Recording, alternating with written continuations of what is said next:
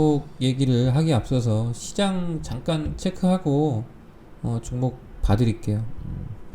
한번 우리 힘들도 시장이 지금 어떻게 흘러가고 있는지 한번 생각을 또 오랜만에 해봅시다. 시장이 그래도 대단히 견고합니다. 그죠 힘들? 우리가 이때만 해도 이런 상상했나? 3월달에 V자로 이렇게 올라갈 거라는 거 상상했어요? 상상도 못했던 일이 펼쳐진 거죠. 이렇게 들어왔습니다. 저는 이렇게 올라올 줄 몰랐어요. 결과적으로 이제 지나고 나서 보니까 많이 가야 한 요정도 수준이면은 얼추 거의 다 올라오지 않았을까 했는데 시장이 생각보다 너무 강한 거야. 시장이 왜 이렇게 강해졌을까요? 님들 첫 번째 이유가 뭐예요? 첫 번째 이유가 왜 이렇게 강했죠? 우리 시장이 이렇게까지 급반등이 나왔던 이유가 뭘까요? 동학개미 때문에 올라왔나요? 왜 이렇게 급반등을 했을까? 유동성? 돈의 힘. 맞습니다. 돈의 힘 때문에 올랐는데 어쨌든 근본 이유가 있을 거 아니겠어요? 돈을 풀어서 올라온 거야? 그렇죠. 바로 그겁니다. 패드에서 연준의 기대감으로 움직인 거죠. 3월 22일이었나요? 예, 이날이었죠. 3월 22일 날부터 연준이 이제 적극적으로 개입하기 시작합니다. 양쪽 하나 무제한으로 풀겠다. 돈을 무제한으로 풀겠다라는 얘기를 하면서 시장이 진정을 하기 시작했어요. 우리 기억에는 연준이 나서서 승리를 했고요. 2008년도 금융위기가 왔을 때도 연준이 양적 완화 1차 양적 완화 시작했고, 그리고 또 2차 양적 완화 시작했었고, 3차 양적 완화 시작했었고, 그리고 이제 테이퍼링 시작해서 양적 완화가 끝났었죠. 다시 양적 완화의 시대가 시작된 거예요. 연준이 돈을 무한대로 찍겠다. 다 받아내겠다. 양적 완화라고 하는 것이 뭡니까, 여러분들? 그러니까 투자 은행이라든지 투자 회사라든지 이런 데서 뭐 국채 같은 걸 많이 갖고 있잖아요. 걔네들이 갖고 있는 게 뭐 국채라든지 회사채라든지 주식 같은 걸 갖고 있단 말이야. 근데 너도 나도 지금 자산이 불안하니까 막 던져야 될 거 아니겠어? 폭락한단 말이에요. 그럼 우리가 다 비싸게 다 사줄게. 무한대로 사줄게. 이렇게 해버리니까 연준이 막 사준 거예요. 이때 당시에 일주일 동안 연준이 얼마큼 샀냐면 4천억 달러 정도를 사버렸습니다. 일주일 동안. 하루에 400억 달러씩. 400억 달러가 금액으로 얼마입니까, 근데? 그리고 나서 시장이 환호를 하는데 시장이 왜 환호했냐? 과거의 기억 때문에 그래요. 과거의 기억 때문에 연준이 나섰다. 드디어 든든한 형님이 나섰다. 그러니까 사람들이 그 기억에 너도 나도 주식을 막 사는 거예요.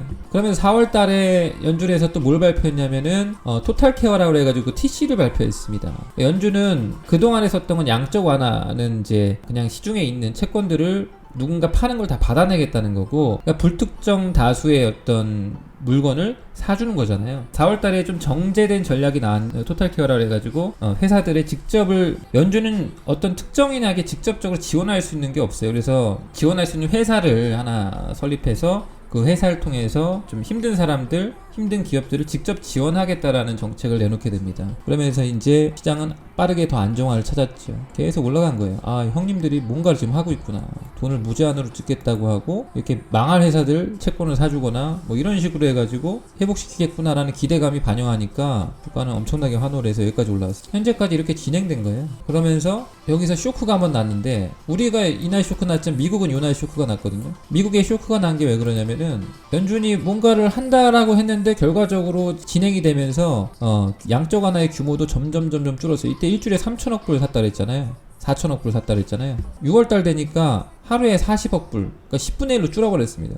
연준이 이거 제대로 하는 거 맞아? 페드 믿어도 돼? 라는 이제 인식이 점점 깔리고 있었어요. 우리 그걸 체크하고 있었죠. 그러니까 저도 부담스러우니까 이게 언제 좀 반응을 할까 이렇게 좀 지켜보고 있었던 거예요. 그렇지만 제가 뭐라고 말씀드렸냐면 이 시장의 분위기를 투능해서 매매하자라는 말씀을 드렸죠. 굳이 거꾸로 볼 필요 없다. 이 분위기를 거꾸로 보게 되는 순간, 인버스 같은 거 사는 순간 그냥 반대로 가는 겁니다. 주식이라는 거는 한번 분위기를 타면 어느 정도는 이어지기 때문에 그 흐름을 타자라는 개념에서 매매를 해봤던 거고, 제가 경계를 하기 시작했던 건 이제 변동성이 생기기 시작하면서 경계를 좀 본격적으로 시작을 한 겁니다. 연준이 제대로 안 해주고 있구나라는 걸 시장 참여자들, 메이저들이 눈치를 챈 거죠. 그러니까 주가가 급락을 해버리니까 연준에서 뭐라고 그랬냐면 회사채를 자기네 방식의 어떤 지수를 만들어가지고 또 매매하겠다고 했습니다. 그러니까 또 반응을 했거든요. 급반등이 나왔는데 그저께 월화였죠. 월에 상원에서 파월이 인터뷰를 했고, 화요일도 하원에서 인터뷰를 했어요. 화상으로 진행을 했습니다. 거기서 한 얘기로는 자산시장에, 특히 회사채 시장에서 코끼리가 될 생각이 없다라는 얘기를 해버립니다.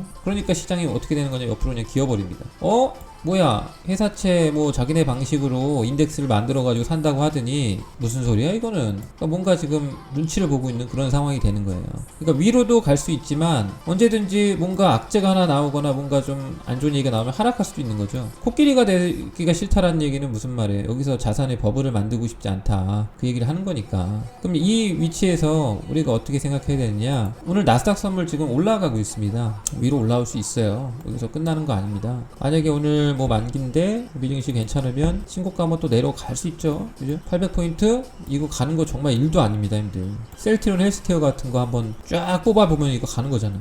제약주 쭉 뽑으면 갑니다. 그죠? 안 간다는 게 아니에요. 갈 수 있어요. 가면 우리가 가는 대로 방향대로 매매하면 되고, 다만 올라가면 올라갈수록 약간 또 조정은 해야 돼요. 언제까지 갈 건데. 좀 쉬는 과정도 분명히 필요할 거고, 2차 팬데믹 얘기도 나오고, 그죠? 그러면은 좀 현실적인 앞으로의 지수 방향을 예상을 해보자면 이제 이거는 거의 좀 마무리 국면이 아닌가 생각이 되고요. 그러니까 무작정 위로 가는 거 있잖아요. 무작정 위로 가는 건 좀 마무리 국면이 아닐까 생각이 되고, 지그재그 형태로 갈 것 같아 이렇게. 지그재그인데 상황에 따라서는 이렇게 될 수도 있죠. 이렇게 갈 수도 있는 거고, 그냥 이런 식으로 계속 갈 수도 있는 거고요. 뭔가 노이즈가 분명히 있을 거라는 거예요. 시장의 흔들림이 분명히 있을 것 같다. 언제든지 또 하방도 열려있다. 어떤 매매 전략을 가져가는 게 가장 이상적일까? 자, 크게 보면 우상향이 나올 가능성이 현재로서 높다고 봐요. 왜 그러냐? 우리 회원님들이 말씀하신 것처럼 연준 같은 경우 돈을 무한대로 찍겠다라고 하는 것들은 결국 유동성이거든요. 아직 시장에 그 유동성이 다 들어오지 않았습니다. 연준이 회사채 매입을 하겠다고 했는데 대략 7,500억 달러 정도 매수를 하겠다고 했는데 지금 얼마 들어왔는지 아시죠? 7,500억 달러를 사겠다고 했는데 지금 고작 50억 달러 샀어요. 연준이 적극적으로 개입하고 있지 않습니다. 그렇지만 만약에 주가가 빠지면 무슨 일이 벌어질까요? 주가가 빠지거나 기업들이 문제가 생기거나 하면 연준은 적극적으로 개입을 하게 될 거예요. 그래서 주가는 하방은 지켜냅니다. 최근에 파월이 아주 무슨 안 좋은 이야기들을 많이 했지만 막상 주가가 하락하면 또 다시 말 바뀝니다. 우린 다 준비가 됐다. 총알이 무한대다. 이런 식으로 커뮤니티 써가면서 진정시킬 거란 말이에요. 주가가 쉽게 빠지진 않을 것 같아. 그래서 말씀드리는 게 앞으로 주가 변동성은 이런 식의 변동성은 나올 거라고 봐요. 근데 위아래 변동성은 진폭은 좀 클 수 있어요. 왜 그러냐? ETF 시장이 워낙에 크기 때문에 우리가 이 진폭을 봤잖아요. 그래서 제가 이때 당시에 이렇게 설명드린 게 이제 앞으로 변동성 막 5% 변동성, 4% 변동성, 7% 변동성 이런 거가 뉴노멀이 된다. 표준이 된다는 거죠. 그러니까 변동성 한번 걸리면 어떤 일이 벌어지는 거예요? 7%짜리가 나와버리는 거예요. 님들. 이거 맛이 가버리는 겁니다. 하루에 지수가 7% 빠지는 게 말이 됩니까? 요즘에 주식하시는 분들은 이게 감이 안 오실 거예요. 다음날 지수가 6%로 떠버립니다. 정상 아니거든요. 이런 게 정상이 아닌 게 아닌 거야 이제. 이게 정상인 거야. 이런 변동성이 나올 수 있다는 거죠. 언제든지. 뭔가 분위기가 안 좋다 갑자기 쏟아지는 그런 그림들이 또 나올 수 있다는 거예요. 근데 이해가 좀 되시나요? 그래서 앞으로 우리가 주목해야 될 거는 연준이 회사채 매입, 어쨌든 시장이 4월달에 발표했던 연준이 회사채 매입에 대한 기대감 이런 것들 때문에 계속 뭐 나스닥이 10,000포인트 넘어가고 했는데 실제 7,500억 달러 중에서 50억 달러 샀다라고 하는 점에서 시장 참여자들은 연준 어떻게 할 건데, 회사채 앞으로 어떻게 살 건데라는 걸 초점을 맞추고 지켜보고 있습니다. 근데 얘네가 어떤 방측을 내놓거나 그렇지 않고 지금 상태를 애매모호하게 끌고 간다면 연준 뭐 하는 거지? 왜 안 도와주지? 우린 분명히 그 형님의 백만 믿고 있는데. 그렇잖아요. 백 믿고 산 거잖아. 연준이 회사채 산다고 하니까 투자은행이라든지 이런 데서 뭐 했는지 아세요, 님들? 회사채를 싹쓸이해 갔습니다. 연준이 어차피 살 거니까 우리가 미리 사자 해가지고 다 싹쓸이 한 거. 주식도 마찬가지. 근데 연준이 자꾸 활동을 좀 뜸하게 한다 이러면은 이상한데 왜 안 도와주지? 그런 인식이 이제 시장에 깔리게 되는 거죠. 그러면 이제 약간씩 출렁거림이 또 있을 수 있다라는 거예요. 그래서 앞으로 저는 이제 체크하고 있는 게 연준에서의 어떤 뭐 회사채 매입과 관련된 방향이라든지 이런 것들을 좀 유심히 체크하고 있습니다. 아직까지는 뭐 특별한 게 없기 때문에 연준이 뭐 브로드마켓 인덱스라 해가지고 지네 지수를 만들었는데요. 그거의 시가총액 비율로 채권을 매입하겠다 말은 했지만 실제 집행이 어떤 식으로 될지는 아직 모르는 거예요. 진행을 안 했기 때문에. 그리고 특히 월요일 화요일 날 의원들이 물어봤어요. 채권 앞으로 어떻게 살 거냐라고 하니까 코끼리가 되기 싫다 하면서 그 양을 늘리려고 하는 게 아니라 그동안 우리가 매입했던 ETF에서 스위칭하는 거다 이런 코멘트를 했거든요. 되게 이상한 코멘트입니다. 그러니까 시장 참여자들이 뭐지? 이러고 있어요 지금 사실. 근데 어쨌든 오늘 만기까지 저는 좀 몸 사리면서 주식 매매를 형님들하고 시켜드렸는데 현재까지 분위기로는 그렇게 나쁘진 않습니다. 나쁘지 않은 걸 가지고 굳이 부정적으로 볼 필요는 없잖아. 그죠? 경계는 해야 되는 건 분명하죠. 경계는 하지만 그렇다고 우리가 뭐 부정적으로 보거나 포지션을 거꾸로 보거나 하면 큰일 나는 거예요. 포지션 거꾸로 보면 안 됩니다. 블랙먼데 이런 얘기 하지 마세요. 모릅니다. 오늘 현재 나스닥 오르고 있잖아. 오늘 뭔가 특별하게 악재가 나오지 않는 한. 근데 한 가지 체크 포인트는 뭐냐면은 지금 미국에서의 코로나 아까 확진자의 어떤 그래프를 제가 보여드렸는데 플로리다라든지 아니면은 저기 텍사스라든지 이런 지역에서의 어떤 확진자 속도가 굉장히 가파르게 올라가고 있는 건 사실이에요. 그래서 이제 이런 부분들을 괜히 핑계 삼아서 주가는 한번 흔들 수도 있다. 다음 주에 괜히 핑계 삼아서 그럼 연준이 반응하나 안 하나 또 볼 수도 있는 거고 쫄고 있어. 근데 그렇다고 해서 막 주식을 아예 쉬라 이거 아닙니다. 할 수 있는 것들을 하면 되는 거예요. 분위기가 괜찮으면 또 하는 거고 그렇게들 생각하시면서 우리가 6월달 잘 매매를 남은 기간 동안에 해볼 생각입니다. 7월달도 뭐 마찬가지고 뭔가 문제가 생기면 제가 제일 빨리 힘들게 알릴 거고 제일 빨리 리스크 관리 시켜드릴 거고 하기 때문에 힘들이 너무 걱정하지 마시고 제가 제시하는 전략 내에서 편안하게 따라오시면 돼요.